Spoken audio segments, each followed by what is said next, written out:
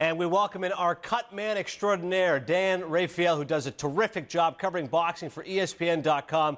Dan, the frustration is palpable, the exasperation is plentiful, and I'm just speaking on a personal perspective. This would be the fight of the decade. So why won't Floyd Mayweather and his camp agree to fight Manny Pacquiao?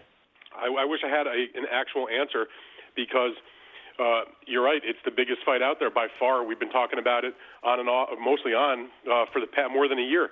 You know, both guys went through and had other interim fights, but even when they were getting ready to fight other opponents, when Floyd was getting ready to fight Shane Mosley, when Manny was getting ready to fight Josh Clottey, when the fight blew up the first time, going into both of those other promotions, everybody wanted to ask, well, when are you going to fight the other guy?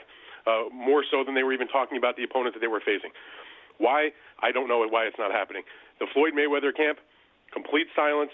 I've been trying to raise them like they try to raise the Titanic, and they're silent. You know, whether you're talking to his publicist, Kelly Swanson, they can't get any answers. Even she can't get any answers. You know, Leonard Ellerby, who was one of his close advisors, isn't returning phone calls, emails, texts, which is not like him.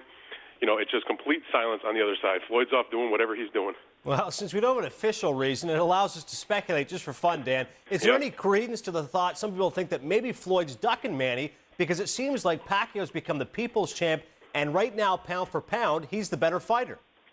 Well, a lot of people, most people have Mayweather ranked behind Pacquiao on the pound-for-pound list. I know it irritates Floyd, even though he says it doesn't. But you'd think if you were really that irritated, the way to prove is to go in the ring and fight the guy. Obviously, you know, it's not like he's going to be a big underdog or anything. He probably, when the betting windows close in Vegas, he probably would be the favorite. I don't know why. I mean, I'm not going to sit here and say Floyd's afraid to fight him. I don't think that's fair.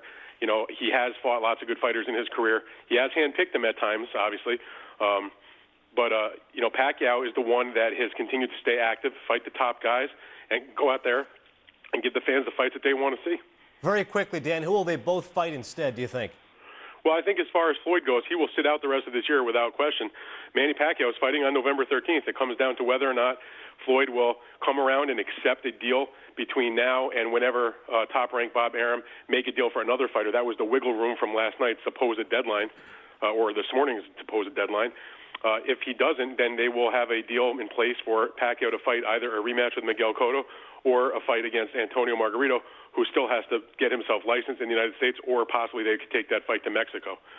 But that's what you're looking at. You know, I wish, actually, if he was not going to fight Floyd Mayweather, that rather than go and take care of a Cotto rematch or a Margarito, that they would step outside the top-ranked promotional stable and look for, you know, at least somebody else that's interesting, whether it's Tim Bradley Jr., who's going to fight tonight, against Carlos Abreu, who's moving, you know, one of the junior welterweight champions, moving up to welterweight to see what he can do, or fight, you know, Paul Williams, who's been begging for the fight. I mean, there are other opponents that would be more interesting than Cotto or Margarito.